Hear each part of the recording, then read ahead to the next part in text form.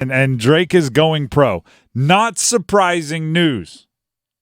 Impactful news, not surprising news is kind of how I would say it, right? He's going pro because, of course, he's going pro. He's going pro because even Mack Brown said he should go pro. He's going pro because there might not be anyone to play with next year. Tez Walker, gone. Cedric Gray, gone, amongst others, right? These are guys turning pro. And here's the crazy part about Drake Maye. We're already to the point. Usually it comes halfway through the offseason when the top of the draft board starts getting shuffled in the mock drafts. It happened during the year. Drake Maye might be the number 1 overall draft pick. Jordan Reed of ESPN, NFL draft guru expert guy. Draft Nick is always the word I use. Played at NC Central, by the way. Played at NC Central, even better.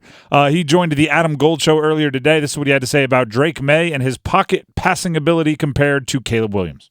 They come in different shapes and sizes. Caleb is more so of your smaller quarterback at about 6'1", 215 pounds, while Drake is every bit of 6'4", 230 pounds. So the term prototypical size is going to come into the equation more so with Drake. Right. But I think where the difference lies between the two is both of them have mobility, and both of them have very strong arms too. But as far as the in-the-pocket game, I think Drake is a little bit more polished in that facet. You see him going through reads, you see reading and reacting. In Chip Lindsey's offense, I thought he got better as the season went along. And you have to remember that he was playing with not only a new offensive coordinator, but brand new weapons as well. Mm-hmm. Josh Downs, who turned out to be a really good player for the Colts. He was his best weapon last year. And Tez Walker didn't even play basically the first few games of the season. So he really was breaking in a whole new wide receiver core, and he just got better and better as the year went along. A lot of praise right there for Drake Maye, which is great for Drake. Tough to replace for UNC. Now, Connor Harrell is going to get what appears to be a bowl game to state his case before Max Johnson comes into the transfer portal. But either way, you're not going to get Drake Maye production, right? Going from Sam Howell to Drake Maye, that doesn't happen very often, right? You usually don't go from, hey, this guy's going to be a future starter in the NFL to, hey, this guy's going to be a future starter his first day in the NFL. You can't go up, right? It's you might go from Manning to Luck, but your next quarterback is going to be, Curtis Painter or whoever it ended up being, right? Or actually, that was in the middle. Your next quarterback is going to be Jacoby Brissett. Yeah. Thrust in. That was actually okay. But at some point, you're going to stumble into your Matt Ryan, halfway in retirement year, your Carson Wentz years, if you're looking at the Colts. He isn't playing in the bowl game. Drake Maye isn't. Tez Walker not playing in the bowl game. Cedric Gray's not playing in the bowl game. It's going to be tough for North Carolina to not end the season on a whimper. And never before in college football has it been more important to end the season strong. Right? It used to be, well, that's fine if you're entering it kind of on the downhill, as long as your young guys are getting experience that can benefit you for next year. Now, if you don't end the season strong, it's like, well, why would anyone in the portal come play for you? Why wouldn't people on your team leave into the portal?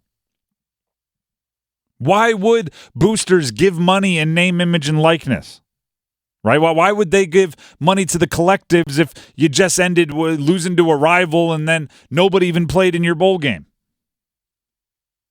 It's a difficult situation to be in when you end the season on a whimper. So good luck, Mack Brown and coaching staff.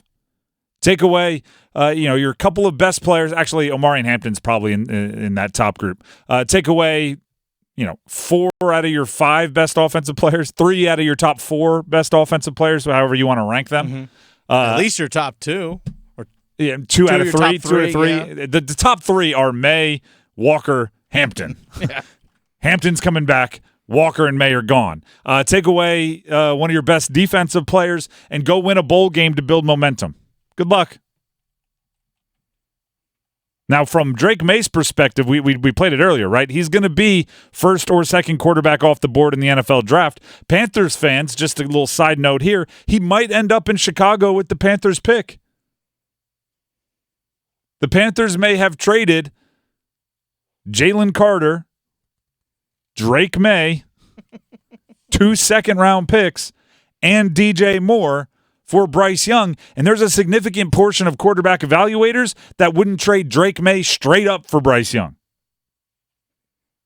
There's a significant amount of quarterback evaluators that would have chose Drake Maye above Bryce Young last year. That talk about a bet going busto. Now here's the question.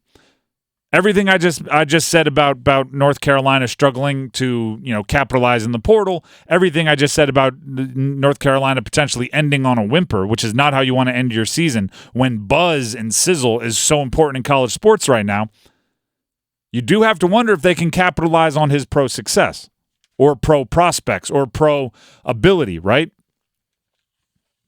Who was I was talking to Nyheim Hines, former NC State running back on the Pack Therapy podcast, which, by the way, everybody, my Pack Therapy co-host, Mike Glennon, former NC State quarterback, longtime NFL quarterback, it's his birthday today. So go ahead to Twitter and wish him a happy birthday. Shout out to Mike. There you go.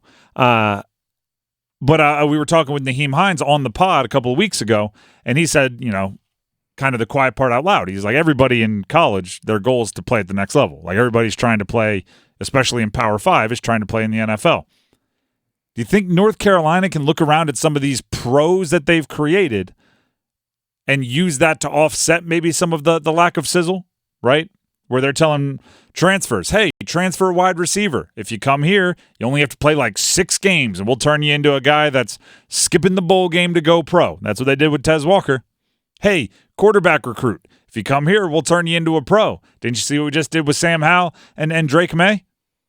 Give us 3 years of your life, we'll send you into the NFL draft. I don't know. I don't know if they can capitalize on that. I think they'll always recruit well. But North Carolina has always had more pros coming out of their program than the success would indicate. Yeah. Right? They always have a couple of guys that are in the NFL, and you're going they had them for 3 years, and their win-loss record was blanky blank, right? Drake Maye, I believe, had 1 win over a top 25 team. Never beat NC State. Did make it to an ACC championship, didn't win the ACC championship. That's a weird thing to have a quarterback that good. So it's almost like, do you get credit for developing that quarterback into the pro, or do you get the demerit for having that quarterback and not doing enough with it? I tend to think you lean towards the latter more than the former. Because let's be real. The moment Drake Maye stepped on the field, you kind of knew what was up. It's not like, oh, look how much better he got from when he stepped on the field to when he left North Carolina. It was kind of like that guy was pretty darn good when he got there. Right? He came ready-made, microwave. He didn't have to preheat the oven or anything.